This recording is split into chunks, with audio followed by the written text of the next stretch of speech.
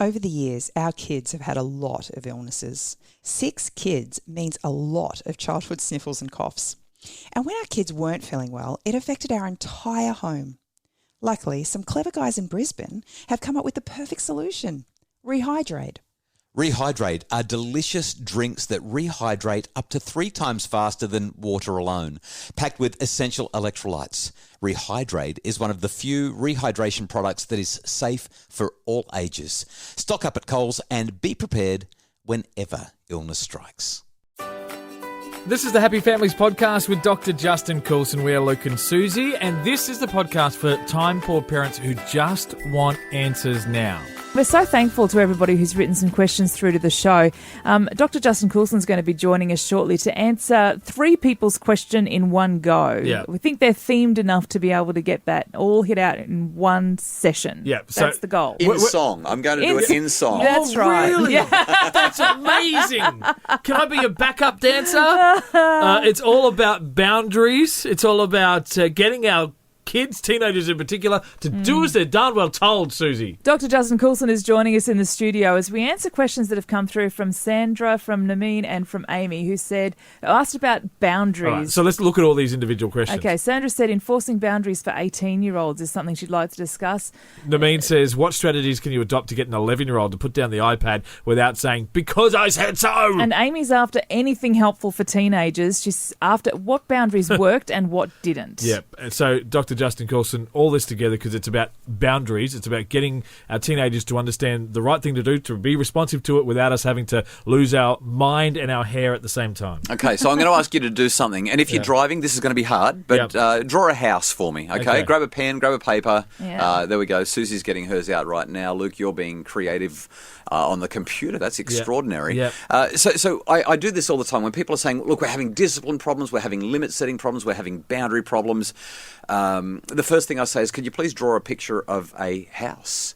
And Susie, could you just show me your picture? And by the way, if you're driving, don't draw a house. Just do it in your head. It can be dangerous to do it. Susie's done what pretty much 100% of people do when I ask for this. And Luke, I'm watching what you're doing on the computer, and it's the same. It's a square with a triangle on top. Yeah. And a couple of windows with crosses in them, and a rectangular door, and you've both even drawn the chimney with the smoke coming out of it. We live in Australia. We have no house like that. Nobody has a house, especially with, okay, some people have chimneys, but why are we drawing the same house that we drew when we were 6? Oh, come on, that just makes my art feel bad. Okay, well, it's a very good point. That is my 6-year-old house drawing. And because you did it on the computer, it actually looks like a 6-year-old drew it. Why are we drawing the same house that we drew when we were 6? And people who are in the car right now, in your head, you picture the same thing. A couple of quick answers. What have you got for me? I haven't ever grown up. Yeah. My artistic skills really haven't progressed since I was 6. So we've got a lack of maturity and a lack of talent. Yeah. Great. Why else? It's quick and easy. It's quick. It's easy. There's super answers. Yeah. Can you think of one or two more? Because it's just the trigger. Like I think that's just drawing a house. That's it's just all we've what ever a house done. is. Yeah. Now, one time, I've done this activity with probably 30 or 40,000 parents over the years.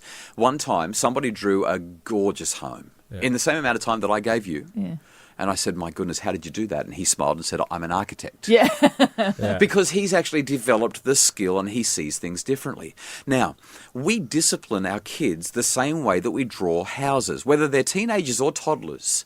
You think about it. We go for what's quick and easy. We do it because we don't have any better skills. We just haven't grown up. And when you think about discipline, well, what's the average Australian parent think when they think about discipline? Taking something away, putting him in timeout. Yeah. Yelling, smacking, withdrawing privileges, timeout. Okay. And all of those things are the quick, easy option where you don't need any perspective, you don't need any compassion, you don't need understanding. You're basically saying, I'm the parent, damn it, do as I say.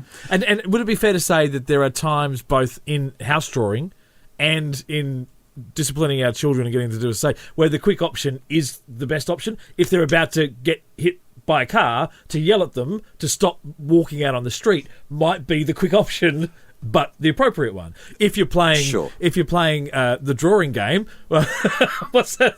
Board game. Pictionary. The Pictionary. That picture of a house is probably appropriate. So you were doing that. You were drawing, and I was like, Pictionary. I got it. I did. Yes, but let's be really clear. It's one thing to yell at a child because they're about to get hit by a car. It's another thing altogether to hit them because they're about to be. That doesn't make sense. There's no need for us to be hitting our kids or disciplining them in that way. So I want to give you the 3 E's of effective discipline, but I know time's against us. So before we pause for just a second, then I give you the absolute best answer that there is.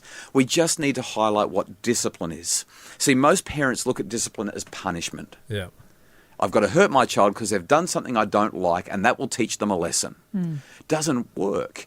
The root of discipline comes from the Latin disciplina, which means teach, guide, instruct.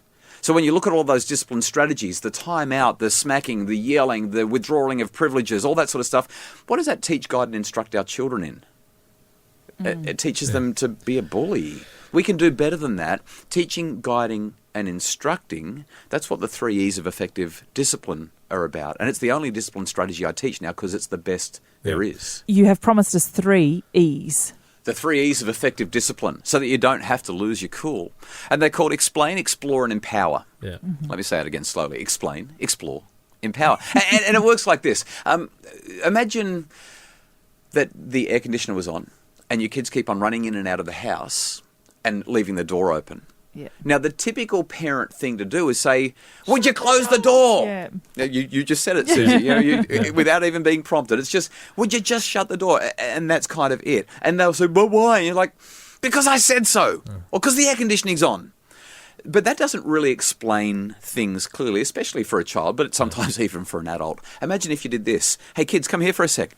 Every time you run in and out of the house, you leave the door open. And it does a couple of things that concern me. Number one, it lets the flies in. And you know how I feel about flies. But number two, we've got the air conditioner going. And the air conditioner doesn't keep the house warm or cool or whatever unless the doors are closed. Would you keep the doors closed for me? Now, even better than that, because once you start talking to the kids, you know what they do. They're like, oh, they're talking at me. Why do they always do this? You can get them to explain it to you. Hey, kids, I need to chat with you for a sec. You keep running in and out and leaving the door open. I've got a couple of reasons that's concerning me. Can you think of why that might be? You get them to explain it to you. That's explain. Next is explore. This is where we try to get what's going on for our kids. So let's say we've got a bag magnet in our house. When our kids walk in the door after school, the bag magnet quite literally sucks the bag off their shoulders. It lands right in the doorway. Yeah. Yeah. What a horrible place to have the bag magnet. I know. I've tried But to we've got one uninstall too. it. You've got one as well. I think they come standard with most Australian houses. And so the kids they just drop their bag in the doorway. Now, I can explain until I'm blue in the face. Or I can get them to explain it to me. But it's also helpful to explore. So I might say, I've noticed that every day when we get home, you drop your bag in the doorway. Why do you do that? Help me to understand why it's important for you that you leave your bag where we can tread on it, trip on it, and lose things.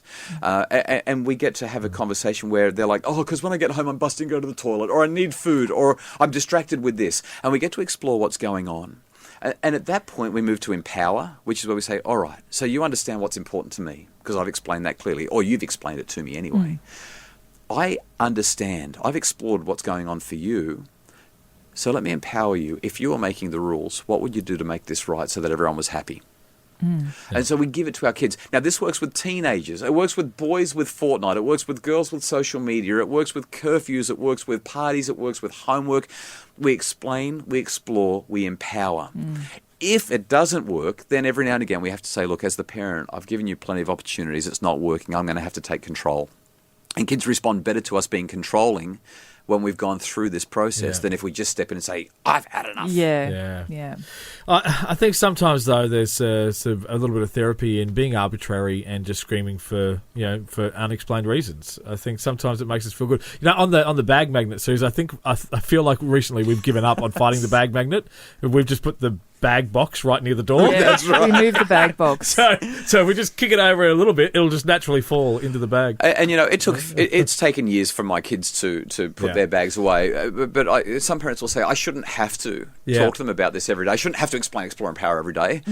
They should just get it. And at that point, I sort of say, well, is there anything that you, Luke, ever have to be reminded of by Susie, even as an adult? Hey, we don't have time. We don't have time to explore that question. And I need to end this now. Susie, explain Explore and Power. I'm learning. But actually, in all honesty, we had a marriage conversation about something that I'm consistently not doing or doing that makes Susie unhappy.